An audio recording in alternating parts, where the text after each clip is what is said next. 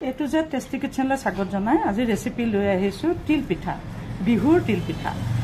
এই বিহুৰ তিল পিঠা বনাবৰ কাৰণে মই কি কৰিছোঁ বৰা চাউল অলপমান লৈ লৈছোঁ আৰু এতিয়া এই বৰা চাউলখিনি অলপমান পানী দি এবাৰ ধুই 5 ঘণ্টামান সময় মই তিয়াই ৰাখিম কোমলিবৰ বাবে। তিল লৈছোঁ, এয়া তিলখিনিও মই সুন্দৰকৈ জাৰি ফুকি চাফা কৰি লৈছোঁ। এতিয়া এই তিলখিনিও যিমানেই যি নহওক ইয়াত অলপ বালি থাকে, সেইটো কাৰণে এইখিনিও মই একে সমান সময় তিয়াই ৰাখিম। ইতিমধ্যে চাওক 5 ঘণ্টা হৈ গৈছে।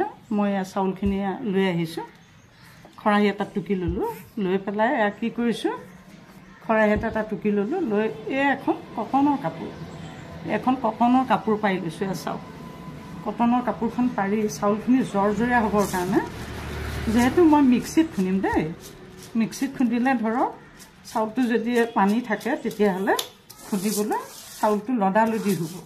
সেইকাৰণে আপোনালোকেও মিক্সিত খুন্দিব পাৰিব। আপোনালোকে এনেকৈ চাউলটো কাপোৰৰ তখন এনেকৈ দেখিছেনে, সুন্দৰকৈ দেৰিকৈ দিছোঁ। চাউলখিনি দিলোঁ কাপোৰত এনেকৈ মুকুলাই দি পেলাই বেছি সময় নহয়, মই এনেকৈ 10 মিনিটমান সময় চাউল এনেকৈ মেৰিয়াই পেলাই 10 মিনিট সময় মেৰিয়াই দিলোঁ, দি পেলাই 10 মিনিট সময় মই এনেকৈ চাউলটো পানীটো টুক যাবৰ কাৰণে ৰাখি থ'লোঁ। আৰু ইতিমধ্যে মই তিলখিনি টুকি এতিয়া 2 ঘণ্টা সময় ৰ'দত ৰ'দাম। এতিয়া এই বৰা চাউলখিনি মই কি কৰিম, এয়া মিক্সিৰ বাতিটোতে এনেকৈ অলপকৈ দিম, কমাই এনেকৈ দিলোঁ, দি পেলাই এইটো মই মিক্সিত মই পেষ্ট কৰি ল'ম। এইটো এটা মই চচ লৈছোঁ, এইটো দেখিছেনে, এইটো এটা চচপেন লৈছোঁ আৰু এখন চালনী লৈছোঁ।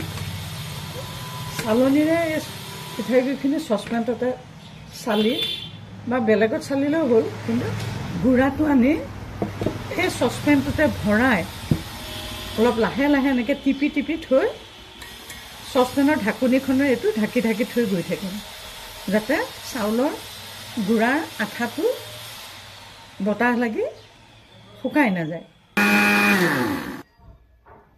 এয়া গুড়াখিনি বাকিলোঁ, এয়া দেখিছেনে গুড়াখিনি বাকিলোঁ, এইখনে চালি আৰু এই চচপেনটোত লাহেকৈ গুড়াখিনি থ'ম আৰু এনেকৈ টিপি দিম, খালি টিপি পুনৰ আকৌ ঢাকি ৰাখিম। সেইটোৱে পদ্ধতি। তাৰপিছত পিঠা বনাবলৈ খুব সুন্দৰ হয় এনেকৈ মিক্সিত। আৰু আমাৰ ঢেঁকী নোহোৱাসকলৰ কাৰণেতো আৰু তাৰ বাহিৰে বেলেগ উপায় নাই, বিহু বুলি পিঠা বনাবই লাগিব। এতিয়া পিঠা বনাবলৈ ওলোৱা বৰা চাউলৰ গুড়া এইখিনি হ'ল। তাৰপিছতে মই কি কৰিলোঁ, অলপমান এয়া গুড় বা মিঠৈ অলপ সৰুকৈ কাটি লৈছোঁ। মিক্সিত কিন্তু নেমাৰিব দেই, মিক্সিত মাৰিলে গলি পেলাই একে বেয়া হৈ যাব, লাৰু মানে জুলীয়া হৈ যাব, সেইকাৰণে মিক্সিত নামাৰিব। মই কটাৰী দি কাটি লৈছোঁ, এয়া কটাৰী দি কাটি মিহি কৰি লৈছোঁ। তাৰপিছতে এয়া অলপমান তিল মিক্সিতে ধুনীয়াকৈ গুড়ি কৰি লৈছোঁ। ভাজি লোৱাৰ পিছতে ধোৱাৰ পিছতে এইখিনি সুন্দৰকৈ ভাজি গুড়া কৰি ল'লোঁ। তাৰপিছতে ল'লোঁ অলপমান এয়া জালুক গুড়ি কৰি ল'লোঁ। এতিয়া মই কি কৰিম, এয়া মিঠৈখিনিতে মই তিলখিনি গোটেইখিনি নিদিওঁ, গোটেইখিনি নালাগিব, এয়া আধা তিল মই ইয়াতে মিঠৈৰ ওপৰতে দি দিলোঁ। অকণমান নিমখ দিছোঁ, নিমখ অকণ দিলেহে পিঠা ভাল লাগে। জালুকখিনি দি দিলোঁ, জালুকখিনি দিলে হজমো হয় আৰু খোৱাৰ টেষ্টটো সুন্দৰ হয়, সেইকাৰণে অকণমান জালুক দিলে ভাল লাগে। এইখিনি দিলোঁ, দি পেলাই এইখিনি সুন্দৰকৈ মিক্স কৰি দিলোঁ। খালি এয়া সুন্দৰকৈ মিক্স কৰি ল'লোঁ। ইতিমধ্যে এইটো সুন্দৰকৈ মিক্স হৈ গৈছে। ইতিমধ্যে এয়া গেছটো জ্বলালোঁ আৰু এটা এয়া কেৰাহী পাতিলোঁ পিঠা উঠাবৰ কাৰণে। আৰু তাতে কি কৰিলোঁ, পিঠা ৰাখিবৰ কাৰণে মই এয়া দুডাল বাঁহৰ কামি ৰাখি দিলোঁ। পিঠা হ'লে ইয়াতে উঠাই থ'ম আৰু কণকণীয়া হ'বৰ কাৰণে। ইতিমধ্যে এয়া কেৰাহী গৰম হৈছে, ইয়াতে মই এয়া চাউলৰ গুড়াটো অলপকৈ দি যাম। এয়া তিল পিঠা বনাবৰ কাৰণে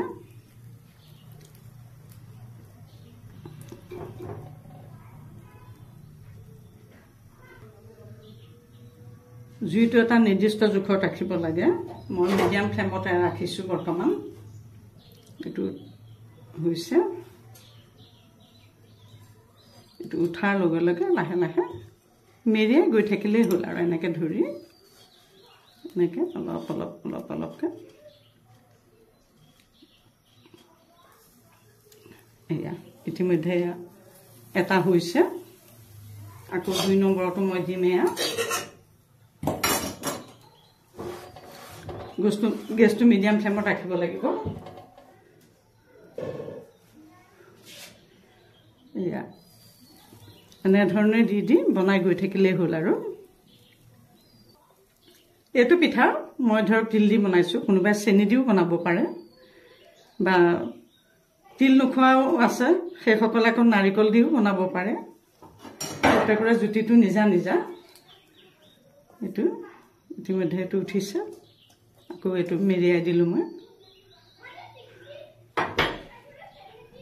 এই দেখিছে নহয় এইটো এই পদ্ধতিৰে সাজি গ'লেই হ'ল আৰু এয়া ইতিমধ্যে চাওক কি সুন্দৰকৈ মিক্সিত খুন্দা পিঠাগুড়িৰে বনোৱা তিলৰ পিঠা প্ৰস্তুত হৈ গৈ আছে মিক্সিত খুন্দা চাউলৰে কি সুন্দৰকৈ পিঠা প্ৰস্তুত হৈ গৈ আছে গতিকে আপোনালোকেও এই মিক্সিৰে পিঠাগুড়ি খুন্দি আপোনালোকে এনেকৈ তিলৰ পিঠা বনাই খাব আৰু আপোনালোক যদি মোৰ চেনেলটোলৈ প্ৰথমবাৰ আহিছে তেতিয়াহ'লে please subscribe my A to Z tasty kitchen সমূহ অসমবাসীলৈ বিহুৰ শুভেচ্ছা দিছোঁ লগতে নতুন বছৰৰো শেহতীয়াকৈ হ'লেও উলগ জনাইছোঁ আৰু এটি নতুন ভিডিঅ' লৈ অহাৰ প্ৰতিশ্ৰুতি দিছোঁ আৰু ভিডিঅ'টো পহিলাৰ পৰা শেষলৈকে চোৱাৰ বাবে আন্তৰিক ধন্যবাদ জনাইছোঁ